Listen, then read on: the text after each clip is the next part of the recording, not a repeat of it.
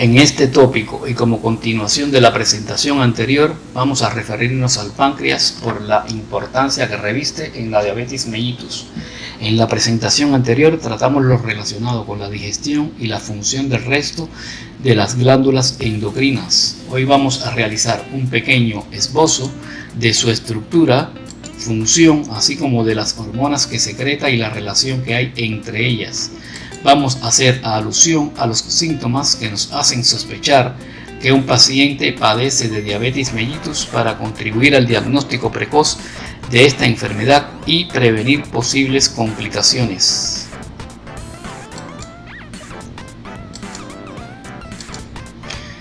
Vamos, como de costumbre, a realizar algunas preguntas para incentivar el estudio de este contenido a través de la inducción, para captar la atención hacia la materia objeto de estudio, tratando de respuesta a las siguientes interrogantes. ¿Por qué se plantea que el páncreas es una glándula mixta? ¿Qué hormonas secreta el páncreas y cuáles de ellas son antagonistas, o sea, realizan la función contraria a la insulina? ¿Qué síntomas manifiestan los pacientes que padecen de diabetes mellitus y por qué? ¿Qué importancia reviste el conocimiento de estos síntomas, sobre todo para el podólogo? Podemos comenzar diciendo que el páncreas se encuentra en el abdomen, en la parte posterior del estómago, a nivel de las vértebras torácicas inferiores 11 y 12 y de las vértebras lumbares superiores 1 y 2. El páncreas está situado según su eje longitudinal, casi transversalmente, cruzando por delante de la columna vertebral. Consta de 3 porciones sucesivamente de izquierda a derecha: la cabeza más ensanchada, el cuerpo y la cola. El páncreas comprende 2 tipos principales de tejidos: los acinos, que secretan jugos pancreáticos compuestos principalmente por agua, electrolitos y enzimas. Vierten su contenido a través de un conducto hacia el duodeno, de aquí su función exocrina. El conducto es denominado conducto pancreático principal. Haciendo un recordatorio de la presentación anterior, que podemos ver dando clic en el enlace que se muestra en algún momento arriba, podemos decir que las enzimas son proteínas que catalizan reacciones químicas en los seres vivos, es decir, sustancias que aumentan notablemente su velocidad. Las enzimas denominadas amilasas pancreáticas, junto con las amilasas salivales y las amilasas intestinales, ayudan a descomponer los almidones por carbohidratos en azúcares que el cuerpo puede utilizar para obtener energía. Las proteasas pancreáticas trixina, imotrixina y carboxipolipeptidasa descomponen las proteínas que ingerimos. También ayudan a protegernos de los gérmenes que pueden vivir en los intestinos, como ciertas bacterias y levaduras. Las lipasas pancreáticas trabajan junto con la bilis que produce el hígado y se almacena en la vesícula biliar para descomponer las grasas. Los islotes de Langerhans son aproximadamente 1 millón organizados alrededor de capilares donde son vertidas las hormonas que producen sus células, que son fundamentalmente de 3 tipos. Las células alfa constituyen el 20% de las células de los islotes y secretan la hormona glucagón.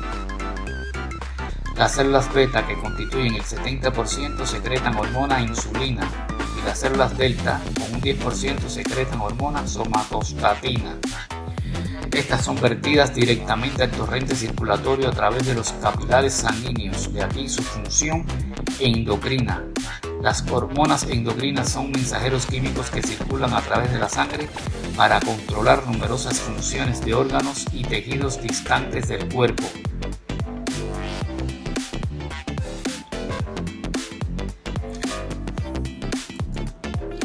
Haciendo un resumen, podemos decir que las glándulas mixtas o glándulas anficrinas son aquellas que realizan varias funciones simultáneamente. Producen sustancias que se vierten en órganos huecos a través de conductos, como decíamos anteriormente, su porción exocrina, y secretan enzimas digestivas. Por otro lado, producen hormonas que son vertidas directamente en la sangre.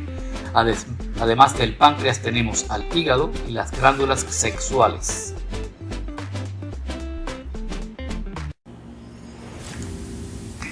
En esta diapositiva vamos a hacer referencia a los sufijos lisis y génesis. El sufijo lisis se refiere al catabolismo, a la degradación, a la hidrólisis, a la descomposición de compuestos, transformándolos en productos más simples, mientras que génesis se refiere a anabolismo, síntesis, formación de moléculas más complejas. La glucólisis es un proceso catabólico en el cual las células, en las reacciones enzimáticas que no necesitan oxígeno, descomponen parcialmente la glucosa. Es uno de los métodos que usan las células para producir energía. La glucogenólisis es un proceso catabólico y hace referencia a la degradación de glucógeno a glucosa 6-fosfato. Se da cuando el organismo requiere un aumento de glucosa y a través de este proceso puede liberarse a la sangre. Tiene lugar en casi todos los tejidos, aunque de manera especial en el músculo y en el hígado, debido a la mayor importancia del glucógeno como combustible de reserva en estos tejidos. Como vemos aquí, lisis hace referencia a los procesos catabólicos, a los procesos de descomposición, de degradación. Por su parte, la gluconeogénesis es un proceso anabólico de elaboración de glucosa a partir de la descomposición de sus propios productos o de los productos de los lípidos, o sea, las grasas o las proteínas. Tiene lugar casi exclusivamente en el hígado. Es un proceso clave pues permite a los organismos superiores obtener glucosa en estados metabólicos como el ayuno. Por su parte, la glucogénesis es una ruta anabólica por la que tiene lugar la síntesis de glucógeno, también llamado glicógeno. Se realiza a partir de un precursor más simple, la glucosa 6-fosfato. Se lleva a cabo principalmente en el hígado y en menor medida en el músculo. Aquí podemos ver cómo génesis hace referencia a procesos anabólicos, procesos de elaboración, de síntesis. Los exhortamos a aplicar los conceptos anteriores a lipólisis, lipogénesis, proteólisis, proteogénesis, etc. En este apartado vamos a ver las funciones de la insulina. Favorece la entrada de glucosa de la sangre hacia las células, manteniendo los niveles normales de glucosa en sangre, o sea, evita la hiperglicemia. Promueve la captación, depósito y uso de glucógeno por el hígado y tejido muscular. De aquí la glucogénesis, evita la hiperglicemia. Promueve la conversión de glucosa hepática en ácidos grasos que son transportados posteriormente al tejido adiposo y depositados como grasa. De aquí que evite la arterioesclerosis. Y promueve la síntesis y almacenamiento de proteínas, o sea, la anabolia proteínica. En este esquema vamos a ver un resumen de por qué la insulina disminuye el nivel de glucosa en sangre y de esta manera evita la hiperglicemia, ya que convierte azúcares en glucógeno, convierte los azúcares en grasas y permite la utilización de glucosa en el músculo.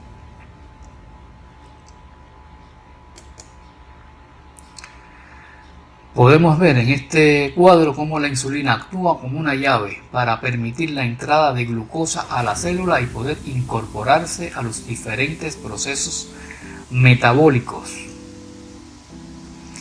Como en la célula hepática, cuando el cuerpo necesita energía, el glucógeno se convierte en glucosa fosforilada a través de la glucogenólisis, para que se incorpore a la glicólisis para obtener energía. De esta manera también entran a la célula la fructosa y la galactosa. Luego, esa glucosa a través de la vía glucolítica o la vía desfosfogluconato convierten esa glucosa en ácidos grasos y triglicéridos. De esta forma es la forma en que se almacena la grasa en los adipocitos, o sea, en forma de triglicéridos. Cuando el cuerpo no necesita energía, la glucosa se almacena en forma de triglicéridos para que posteriormente puedan ser utilizados como fuente de energía. En una persona normal, o sea, con normopeso, el tejido adiposo es funcional y por lo tanto realiza una expansión saludable. Una vez que comenzamos a ganar peso, se comienza a presentar una resistencia a la insulina. El sobrepeso causa un aumento del tejido adiposo y una mayor infiltración de células inflamatorias dentro de dicho tejido. El estado inflamatorio crónico de baja intensidad causa un estado de resistencia a la insulina a nivel de tejido muscular y hepático por acumulación lipídica en dichos tejidos y órganos. La obesidad se puede presentar de dos maneras. Se produce en primer lugar por hipertrofia, lo que significa que los adipocitos crecen en tamaño para poder almacenar una cantidad mayor de grasa en su interior en forma de triglicéridos. Cuando estos están repletos y no pueden almacenar más cantidad de grasa en su interior, lo que se produce es una hiperplasia, o sea, se incrementa el número de adipocitos para poder continuar almacenando el exceso de grasa, ya que al tener más células adiposas, estas pueden continuar almacenando las grasas que no se consumen. La hiperplasia se produce en mayor medida en los niños y jóvenes, ya que es en esta fase de la vida donde nos encontramos en un proceso de reproducción celular.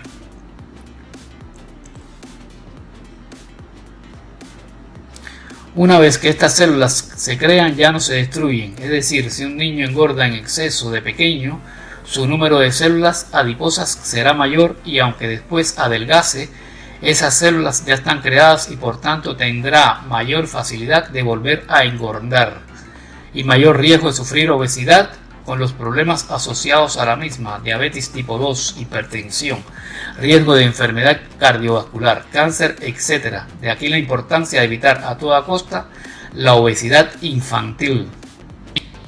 Hay un falso criterio, sobre todo en nuestras abuelitas, de que un niño gordito es más saludable. Nada más alejado de la realidad. Una vez que el cuerpo no puede almacenar más grasa en forma de triglicéridos, estos pasan al torrente sanguíneo, aumentando la aterosclerosis y el riesgo de obstrucción arterial. La lipólisis, por otro lugar, trae un incremento en la circulación de ácidos grasos libres, precursores de los cuerpos cetónicos. Ambos aspectos los trataremos en la conferencia posterior sobre complicaciones crónicas y agudas de la diabetes mellitus, respectivamente. ¿Cuáles son los síntomas de la diabetes mellitus?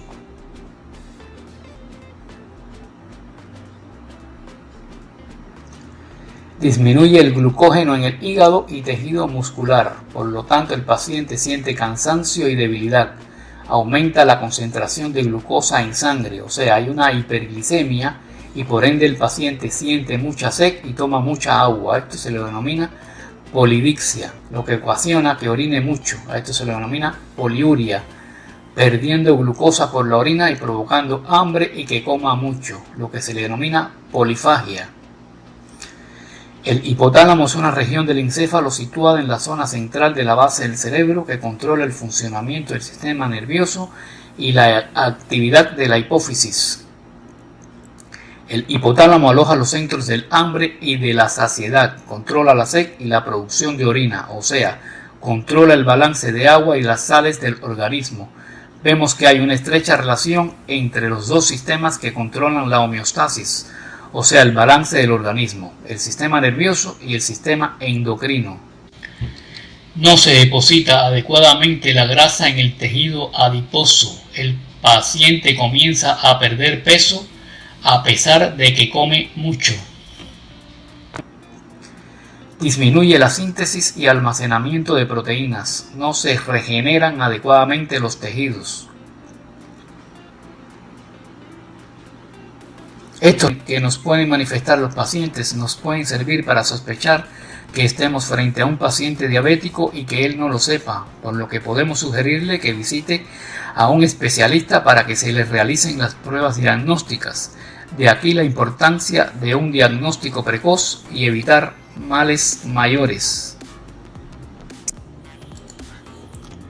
Por su parte, el glucagón promueve la glucogenólisis, proceso por el cual el glucógeno presente en el hígado se transforma en glucosa que pasa a la sangre, y aumento de la glicemia, o sea, una hiperglicemia. Por lo tanto, es un proceso antagónico al de la insulina.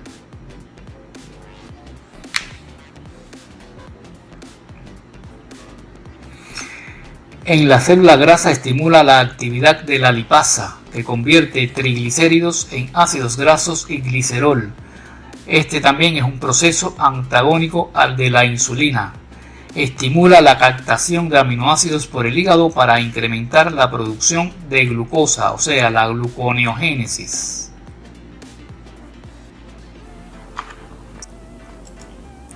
Por su parte, las funciones de la somatostatina son las siguientes. Interviene indirectamente en la regulación de la glicemia e inhibe la secreción de insulina y glucagón. Inhibe la síntesis o secreción de la hormona del crecimiento por parte de la adenohipófisis o hipófisis anterior.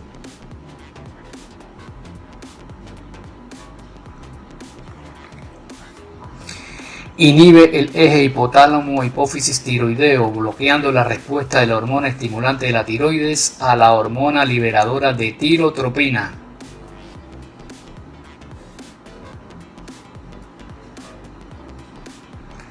Y disminuye la tasa de digestión y la absorción de nutrientes por el tracto gastrointestinal para su posterior utilización.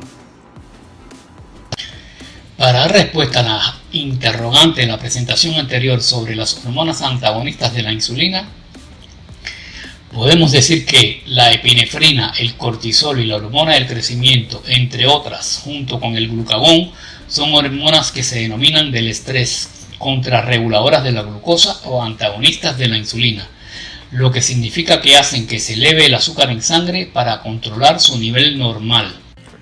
La epinefrina o adrenalina se libera desde las terminaciones nerviosas y por la médula de las glándulas suprarrenales. Actúa directamente sobre el hígado para promover la producción de azúcar mediante la glucogenólisis.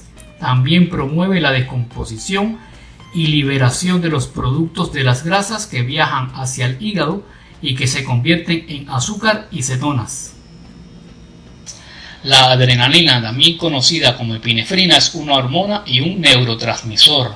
Incrementa la frecuencia cardíaca, contrae los vasos sanguíneos, dilata las vías aéreas y participa en la reacción de lucha o huida del sistema nervioso simpático.